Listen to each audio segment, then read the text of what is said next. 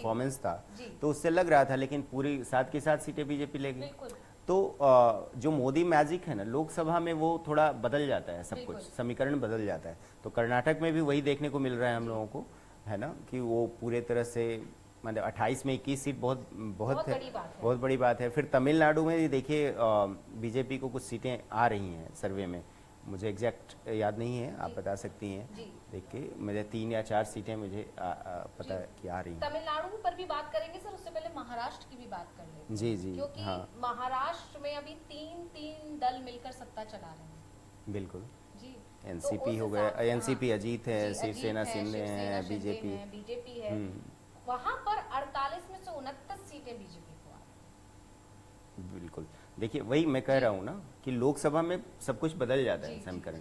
जी ये पूरा जो इलेक्शन हो रहा है वो फिर से वही मोदी के चेहरे पे, बिल्कुल मोदी जी मोदी के के चेहरे चेहरे पे पर हो ही रहा है, है और बिल्कुल। मोदी के नाम पे मोदी है वोट तो हो रहा है, मुमकिन है वाला जो मुमकिन वाला नारा जो है है, वो हाँ अभी ना। भी हाँ कंटिन्यू कर रही है बीजेपी। और बिल्कुल। वो सिर्फ बीजेपी कर नहीं रही है, वो जनता के बीच जमीनी स्तर पर भी नजर आ रहा है, और उसी का नतीजा है ये ओपिनियन पोल, जो मुझे लगता है कि 2019 और अब जब हम 2024 की यहाँ बात कर रहे हैं तो उसमें बहुत ज्यादा फर्क नहीं बहुत है। ज़्यादा फर्क दिख नहीं रहा जी है ना। तो मतलब जनता को मोदी पे विश्वास है जी पूरी तरह से, जी ये समझ में आ रहा है पूरा सर्वे से। जी ठीक है। और ये जो एक बार फिर मोदी सरकार जो जी नारा था ना, जी वो जी फिर मतलब कारगर कारगर साबित हो रहा है। जी हालांकि बीजेपी ने खुद इस नारे को थोड़ा दबा के अब की बार 400 400 पार वाला पार किया लाया है बिल्कुल है ना, जी कि आंकड़े को छूना है, 400 वाले आंकड़े जी को जी एक जी हिस्ट्री बनाना है। तो देखिए कितना कर कितना सक्सेसफुल हो पाता है। हालांकि सर्वे तो पहुंचा ही चुका है वहां तक, बिल्कुल। है ना। पश्चिम बंगाल में भी 42 में से 23 सीट्स जो हैं बीजेपी के खाते में आ रही हैं। वहीं अगर हम बात करें क्षेत्रीय दलों की तो पश्चिम बंगाल में जी पश्चिम बंगाल में देखिए 42 में से 23 सीटें आ रही हैं, 23 ये बड़ी सीटें, बात है। टीएमसी पीछे रह रही है इसका बिल्कुल मतलब, बिल्कुल दीदी हो है दीदी ना। इस बार तो मुझे लगता दीदी, है ज्यादा पूछेगा। हाँ तो दीदी पिछड़ गई। हाँ दीदी पिछड़ गई है। मोदी पिछली का वो बार दीदी हो दीदी मुझे याद आ रहा है। पिछली बार मुझे लगता है बीजेपी को 19 या 18 सीटें आई जी थी, जी बढ़ रही है। तो इस बार बढ़ रही हैं। जी तो बीजेपी का वर्चस्व बंगाल में धीरे धीरे बढ़ता जा रहा है। हाँ ठीक है ना। बंगाल में दीदी का वो काम नहीं कर रहा है अपना रुतबा जो, जो चलता और रहा है। जी हाँ, क्योंकि और मुझे अगर लगता है कि दीदी का जो एक्शन कुछ हुआ है जी इधर हाल जी फिलहाल में, उसका भी कुछ दिख रहा है असर।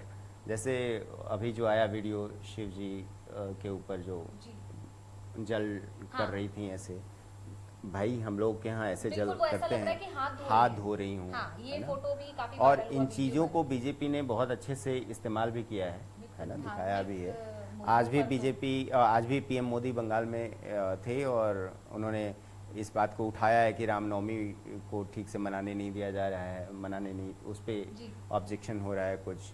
तो बीजेपी पूरा इन मुद्दों पे खेल रही है अभी, बिल्कुल है ना। धार्मिक मुद्दों को धार्मिक मुद्दों को छोड़ नहीं रही है कहीं भी, है ना। जी जैसे आज बिहार में भी थे मोदी, तो वहाँ भी सनातन वाला मुद्दा उठाया जी उन्होंने जी बहुत ज़बरदस्त तरीके जी से, और कहा कि सनातन का जो विरोध करने वाले हैं वो कान खोल कर सुन लें, है ना। जो संविधान की दुहाई ये लोग बार बार देते हैं विपक्ष, जी उस पर भी बात की कि भाई संविधान जो बनाया है, जिन लोगों ने बनाया था उसमें 90% सनातनी थे, बिल्कुल। ठीक है ना। तुम किसका विरोध करते हो, संविधान वाले मुद्दे है ना। पर मुझे लगता है कि जो विपक्ष जितनी भी कोशिश कर रहा है बीजेपी को घेरने की, जी उस पर नहीं घेर पा रहा है, क्योंकि लगातार जो हालांकि यहाँ भी मुझे कुछ रणनीति लगती है, जो नेता हैं, जो प्रत्याशी हैं, जो उम्मीदवार हैं, वो लगातार ये बात कह रहे हैं कहीं ना कहीं कि बीजेपी 400 पार लाएगी तो कहीं ना कहीं संविधान बदलने की प्रोसेस में जा सकती है। लेकिन वहीं हम अमित शाह जी के बयान पर जाते हैं या मोदी के बयान पर जाते हैं तो वो लगातार इससे इनकार कर रहे हैं।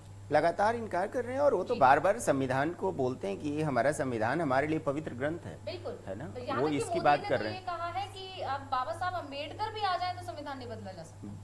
बताइए, फिर जब इन बातों को अगर आप सुनते हैं तो फिर ये लगता नहीं है कि जी ऐसा कुछ होने वाला है। और बिल्कुल संविधान में बदलाव करना, अमेंडमेंट हो सकता है, बिल्कुल कुछ बिल्कुल चीज़ें जोड़ी जा सकती हैं, जी लेकिन ऐसे बदलाव तो कर नहीं सकते अरुण कोई गोविल जी ऐसा। को बहुत ज्यादा घेरने की कोशिश की समाजवादी पार्टी ने, बाकायदा एक लंबा चौड़ा पोस्ट किया अखिलेश यादव जी ने अपने ट्विटर हैंडल पर। लेकिन आप गौर से उनके बयान को सुनेंगे तो उन्होंने कहीं भी इस तरह की कोई लाइन नहीं की है कि संविधान बदलने जा रहा है।